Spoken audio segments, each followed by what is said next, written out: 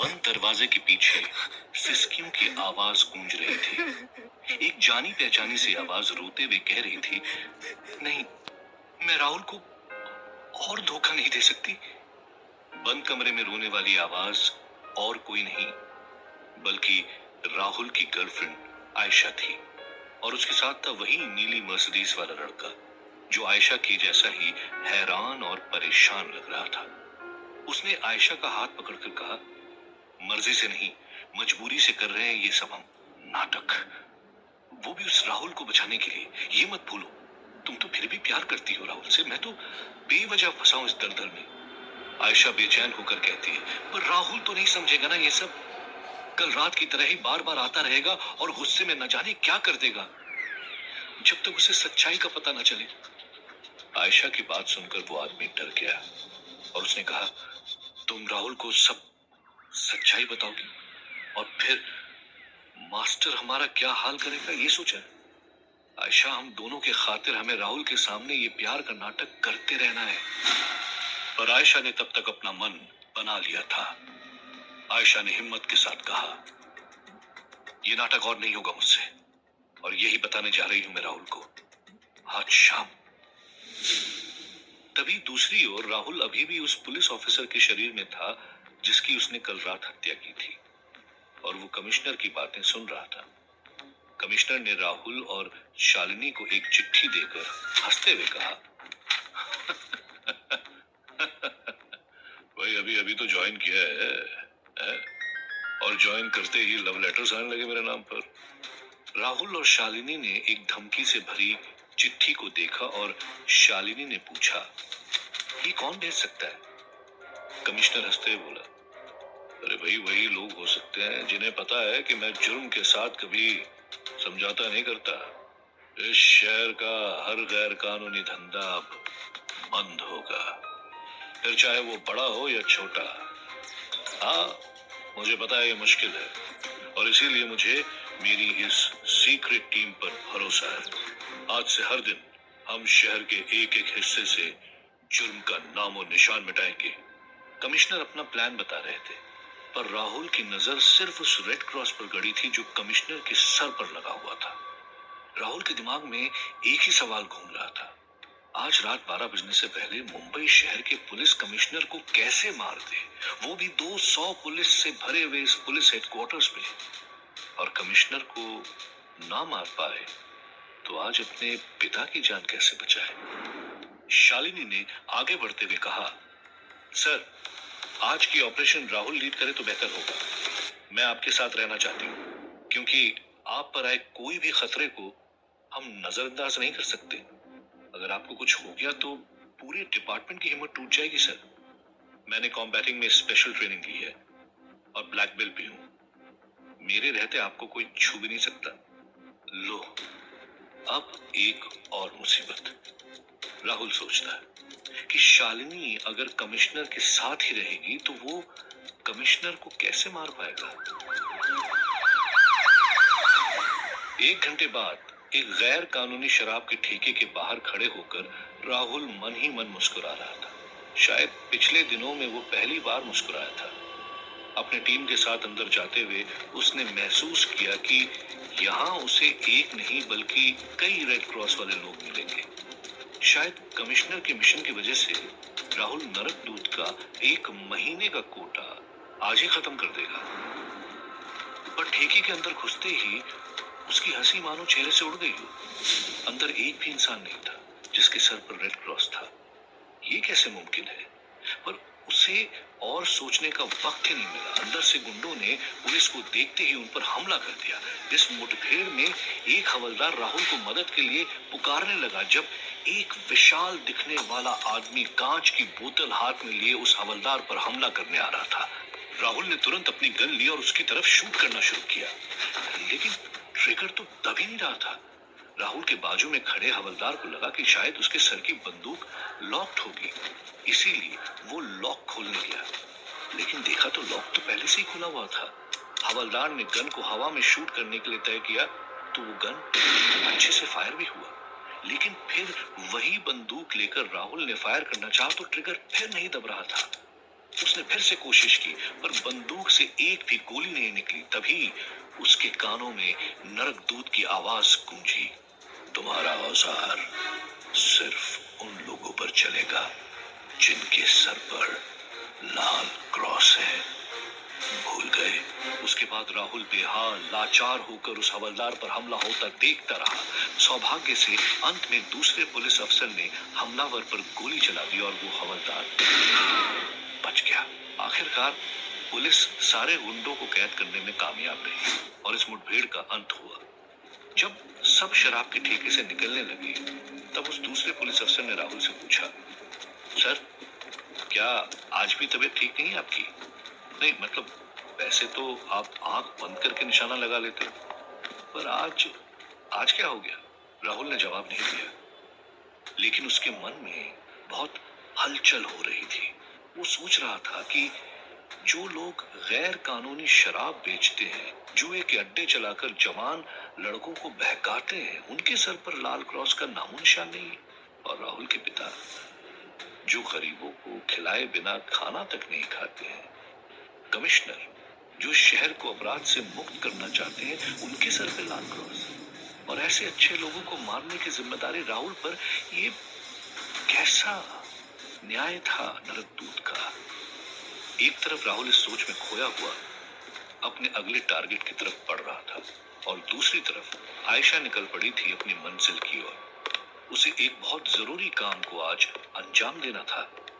ढलते सूरज की रोशनी में राहुल आखिरी टारगेट लोकेशन के बाहर खड़ा था। अब तक एक भी क्रिमिनल के सर पर इसने रेड क्रॉस नहीं देखा था, ना तो उसकी गन एक भी बार चली थी। यहाँ उसे कोई ना कोई रेड क्रॉस वाला आदमी दिख जाए, ऐसा सोचकर राहुल टारगेट लोकेशन के अंदर गया। लेकिन अंदर जाते ही पुलिस पर गोलियों की बौछार शुरू हो गई। अपने आप को बचाने के लिए राहुल ने गन निकाली और बिना सोचे शूट किया। एक बुलेट उसकी बंदूक से निकलकर दीवार में घुस गया। राहुल ताज्जुब होकर अपने बंदूक की ओर देखने लगा और उसने सोचा कि उसकी गन काम कर रही थी।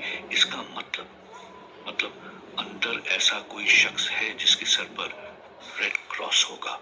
और आखिरकार वो आदमी राहुल को दिख ही गया, एक दीवार के पीछे छुपकर जो पुलिस पर गोलियां बरसा रहा था।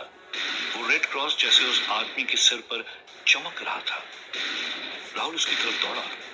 उसे पता था उसके पिता को बचाने का सिर्फ एक ही तरीका था, आज इस आदमी को खुद मारकर। जैसे ही राहुल उस आदमी की तरफ निशाना ताने आगे बढ़ रहा था, वो आदमी चिल्लाया, सिर्फ हमारे पीछे पड़ सकते हो तुम लोग? अरे हम तो दूसरों के कहने पर डंडा चलाते हैं, अपना पेट पालने के लिए। हिम्मत है तो उन्हें जाके पकड़ो जिनकी उंगली पर सब नाचते हैं। हिम्मत है मास्टर को छूने का? ये कहते हुए अचानक उस आदमी ने खुद को अपनी गन का निशाना बनाया और अगले ही पल उसका बेजान शरीर जमीन पे पड़ा हुआ था। पुलिस उसकी ओर दौड़कर आई। राहुल दंग होकर वहीं खड़ा रहा। इस सब गड़बड़ी में नरकदूत की आवाज राहुल को सुनाई पड़ी। उल्लू का पट्टा खड़े होकर इस आदमी का भाषण सुन रहा था। गोली नहीं चला सकता था क्या? पुलिस के सारे मिशन आज के लिए खत्म हो गए हैं। तू अपना मिशन कब पूरा करेगा? याद है ना, 12 बजने के पहले एक आदमी को मारना पड़ेगा तुझे, वरना गरम तेल खौल रहा है कढ़ाई में।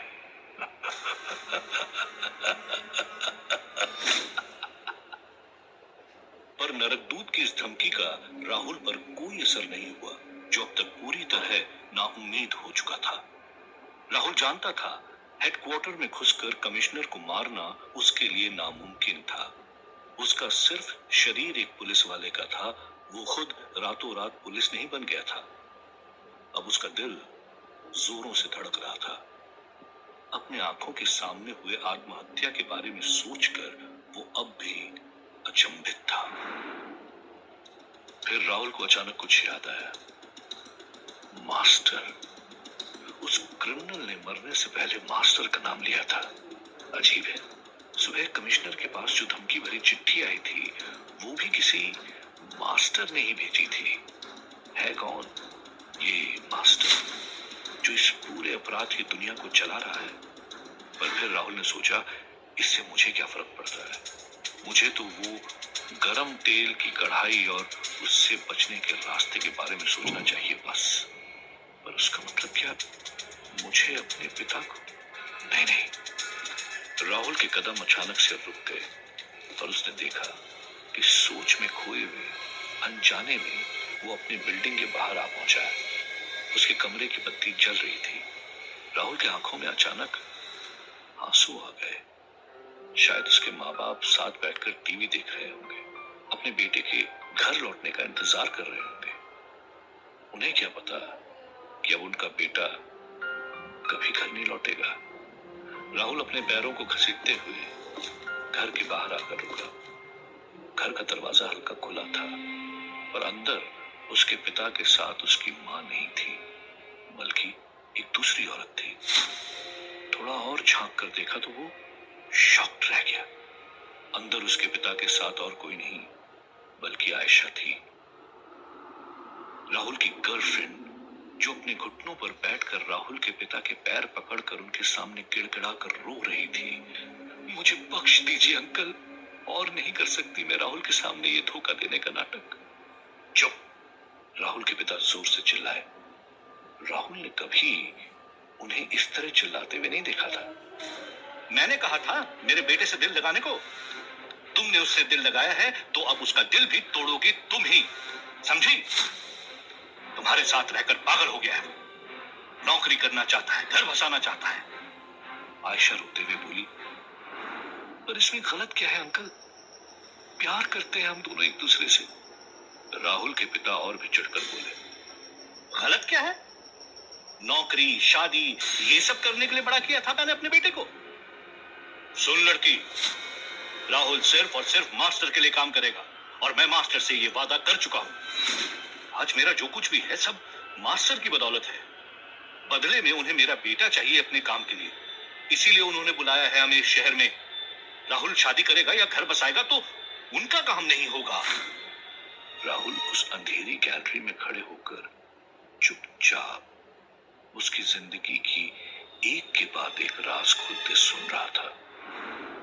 अचानक उसके पिता की आवाज से गुस्सा मिटकर डर से भर गया और उन्होंने कहा, अगर मैंने अपना वादा नहीं रखा तो शायद मेरे जिस्म के 1000 टुकड़े देश के अलग अलग हिस्सों में पाए जाएंगे और तुम्हारे भी।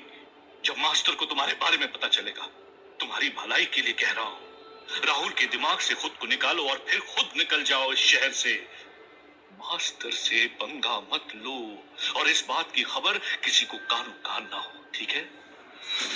तभी राहुल के पिता का ध्यान खुले हुए घर के दरवाजे की ओर जाता है। वो सोचते हैं कि दरवाजा क्यों खुला है। चौंक कर जल्दी से उन्होंने आधे खुले दरवाजे को बंद कर दिया, लेकिन उन्हें दरवाजे की दूसरी ओर खड़ा राहुल नहीं दिखा। राहुल जैसे चुपचाप आया था उसी तरह चुपचाप बिल्डिंग से निकल गया था। पर अब उसके दिमाग में बहुत सारे सवाल भरे थे और उनमें से एक का जवाब भी उसके पास नहीं था। उसे सिर्फ एक बात की खबर थी, जब तक इस सच से पर्दा न उठ जाए वो अब नरक दूत का कोई काम नहीं करेगा। राहुल अपने ख्यालों में खोया हुआ था जब उसे कुछ लोगों के जोर से चिल्लाने की आवाज सुनाई दी। उसने देखा लोग चिल्लाते हुए भाग रहे हैं, आग आग आग। राहुल ने देखा सामने एक बड़ी सी बिल्डिंग में आग लग गई है और वहां से लोग बच बचकर भाग रहे थे। अगले ही पल एक औरत भागी भागी उसके पास आई। मेरा बच्चा, मेरा बेटा अंदर है, प्लीज प्लीज कुछ कीजिए, उसे बचाइए। तुरंत कुछ और लोग भी राहुल के पास आ गए और उससे मदद की भीख मांगने लगे। तब उसे समझ में आया कि ये लोग उसके पुलिस की वर्दी को देखकर उससे मदद मांगने आ रहे हैं। बिल्डिंग से आते हुए काले धुएं को देखकर राहुल घबराया। फिर उसे याद आया कि वो तो पहले से मर चुका है। ये आग उसका कुछ नहीं बिगाड़ सकती। अगर वो अभी किसी की जान बचा सकता है तो क्यों नहीं। यही सोचकर राहुल जल्दी हुई बिल्डिंग के अंदर भागा।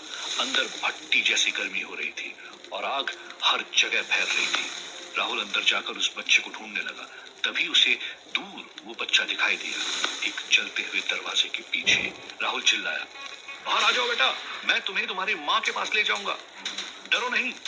पर वो बच्चा अपनी जगह से हिला भी नहीं। राहुल ने सोचा कि शायद वो बहुत सहम गया होगा। ये सोचकर वो उसके पास दौड़ कर गया। बच्चे ने उसकी ओर मुड़कर देखा, पर उसका चेहरा तो नरकदूत का था। नरकदूत ने मुस्कुराते हुए राहुल से कहा, बड़ा उतावला हो रहा था मुझसे मिलने के लिए, तो मैं ही आ गया। राहुल ने अपने आसपास देखा, पर माहौल पूरा बदल गया था। आग अब गुफा के अंदर से आ रही थी और एक कढ़ाई में गरम तेल उबल रहा था। ये नरकदूत की गुफा थी। पर आज राहुल इस नजारे से नहीं डरा।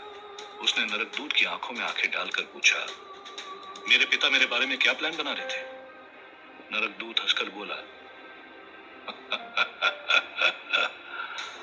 मरने के बाद अपनी जिंदगी के बारे में पूछ रहे हो? थोड़ी देर नहीं कर दी? मैंने तुमसे पहले ही कहा था कि तुम खास हो। पता है क्यों? तुम्हारे परिवार वालों की बदौलत। और तुम मेरा काम करते करते इसके बारे में और भी जान सकते हो। पर राहुल इतनी आसानी से मानने वाला नहीं था। उसने कहा, नहीं, मुझे जवाब आपसे चाहिए। ये मास्टर कौन है और इसका ये रेड क्रॉस वाले लोगों से क्या नाता है? जैसे ही नरकदूत ने मास्टर का नाम सुना, उसके चेहरे से होश उड़ गए। वो चिल्लाया, तुम्हारी हिम्मत कैसे हुई मुझसे सवाल करने की? तुम भूल गए मैं तुम्हारे साथ क्या कर सकता हूं? नरकदूत ने अपनी उंगली उठाई और राहुल तुरंत हवा में उल्टा लटकने लगा। नरकदूत ने उसको उबलते तेल से भरी कढ़ाई के ऊपर उल्टा लटका दिया। कढ़ाई से निकलते हुए धुएं ने राहुल को जकड़ लिया और राहुल का सांस लेना भी मुश्किल हो गया था। तभी नरकदूत ने अपनी उंगली नीचे की और राहुल का शरीर कढ़ाई के पास जाने लगा। ये दर्द राहुल से सहन नहीं हो रहा था। उसके जिस्म का रोम रोम जल रहा था। अब जलता तेल उसके शरीर को पिघला रहा था। तब उसे सिर्फ नरकदूत की आवाज सुनाई दी, यही तुम्हारी सजा है मेरी बात न मानने के लिए, और ये तुम अब झेलोगे। एक दिन या एक महीने के लिए नहीं, बल्कि हमेशा के लिए।